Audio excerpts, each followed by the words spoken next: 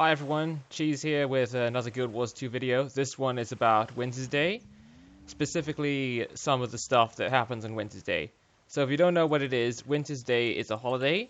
You can know it's happening right now by this thing up here that says a very Merry Wintersday. And Wintersday is basically Guild Wars 2's version of Christmas. So here it says, Season's Greetings, Toymaker Tix has returned to Divinity's Reach. So, when Wintersday starts, you will get a mail called Wintersday has returned right here, and basically the short version of this is that there is this Azura toy maker called Tix, and he gives you this letter, or at least he gives you this letter in the current Wintersday. This is Wintersday 2019, by the way, in case you're watching this at a later date.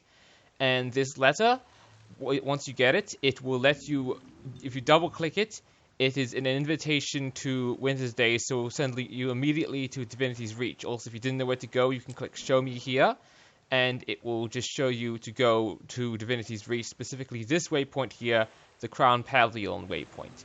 And if you go there, there's a number of Wintersday activities you can do. There is a jumping puzzle, which can be a lot of fun.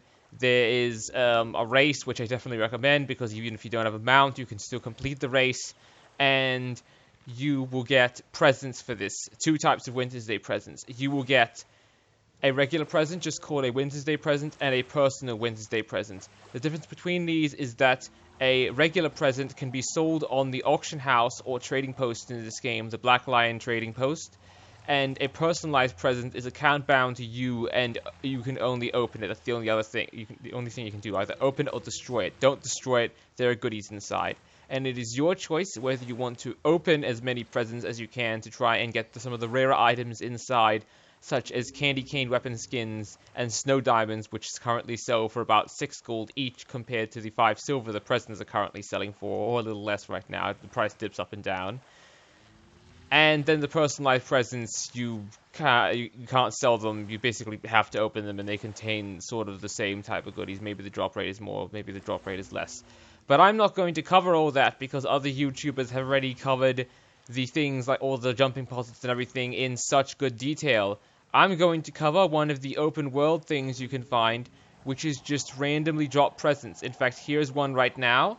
And the reason why I'm on a skimmer right now is because while I was talking, I didn't want to be interrupted by any of these risen. Because if I just go away for a moment again from this and open up the map, you can see right here, I am in the Blood-Tide Coasts. Blood-Tide Coast. Yeah, right here. It says so. All those little dots are probably because people are preparing for Triple Trouble, the worm thing. And so, as you can see here, this is what I'm trying to avoid. There's actually risen in the water. So, by risen, they're basically zombies. Guild Wars 2's version of zombies. The good thing is they're incredibly slow, and as you can see on a mount, I can basically backpedal away from this risen. So, that's why I was out in the middle of the water, trying to avoid these. What I mainly wanted to show you, though, is these presents. Because once you go up to them, all you have to do is press X and F on them, and they will explode. Yes, this is intentional, what just happened. And this is actually, this actually doesn't happen too much. What normally happens is that the present will explode, revealing a smaller present, which then you can pick up. And once you pick it up, you get a Wintersday gift. That was the gift I was talking about before. However, what usually happens is that when you open one of these presents, it will explode with skritt coming out. So I'll just let this player here do it. So I'll basically let them show you what happens. Yeah, as you can see, skritt will just come out. Now, there are a couple of things you can do here when the skritt come out. In fact, yes, thank you, oh, Chibi Girl, that's what their name was. Yeah, so thank you to them for unintentionally showing you all one of the great tactics you can use when the skritt come out, and that is just yoink the present like they did there, get on your mount, or if you have no mount, just use speed boosting things, such as, I'll show you one right here. So while I'm killing this risen, scroll over, this thing right here, Elixir B. Buffs like this, and this is an engineer thing by the way, Elixir B will give you a speed boost. So basically anything that gives you a speed boost is great for getting away from the skritt, as you can see there. But the thing is, you don't need to actually get away from the skritt, because they are quite weak. If I just go over here and dismount, as you can see, it only really takes a couple of shots to actually kill the skritt. But the downside to killing the skritt is that unlike all the other enemies in the map, they provide you with nothing. They don't drop loot, they don't drop experience, they are mainly just there to antagonize you or do something or other when you open the presents. And this could be pretty much the entire video here.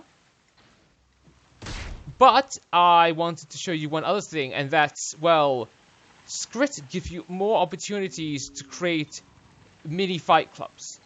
What do I mean by this?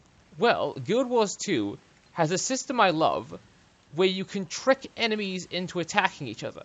Especially some of the more aggressive enemies around here. Like, in fact, this thing right here. This thing is a Risen Plague Carrier. So if I go too close to it, it'll basically run over and blow itself up and apply a heap of nasty conditions to me. I can easily get away, however, since I'm on a mount, and this thing allows you to glide upwards and just ignore the enemies. But if you were, for example, here's another excellent example. So right now, here there is this jungle troll that was just released by the skritt. Not released, but like the jungle troll's already in the area. That's like that's pretty much what always happens. So if I just draw the skritt over and get one of them to shoot one of the jungle trolls, or even better, get off my mount so my hitbox is a little bit bigger. Yeah, see, as you can see here, the jungle troll is now hitting the skritt. So what you can do is, if no other enemies are around, you can potentially get a bunch of enemies together, like for example this cavern scuttler as well, and try and just get up to a point where they don't attack you, let's say this cliff over here, and just watch the mayhem unfold. And here's the best thing about all this.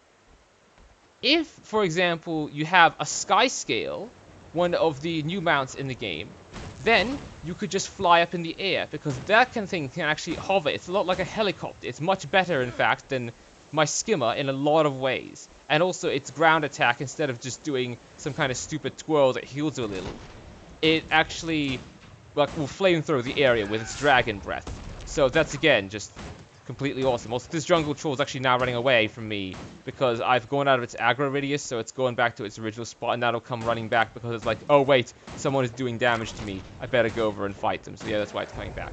Yeah, but as I was saying, in my opinion, the skritt that spawn here are kind of awesome because even though they're useless and drop nothing for you, from what I've shown you there, you can come up with all kinds of things. You can make, here's a really great example. You could come along with a bunch of your friends, open up skritt boxes and try and get them to fight enemies in the environment. And then you can just, like, do little bets on it. You don't have to bet, like, actual in-game currency or anything. You maybe can just bet Wintersday presents or something, or you don't even have to do that. Or maybe that's against the terms of the service. Well, if it is against the terms of the service, which I suggest reading, don't do that. You can just make little fun bets, just say you want one skritt to win and that kind of stuff, and maybe you can give the skritt names because some of them are different. For example, we have a skritt lobber over there, which lobs stuff and creates turrets, a pistolier, which shoots stuff, and then there's skritt foragers, which are like basically sword or knife skritt. So yeah, you can potentially just, if you wanted to, create little fights with the skritt.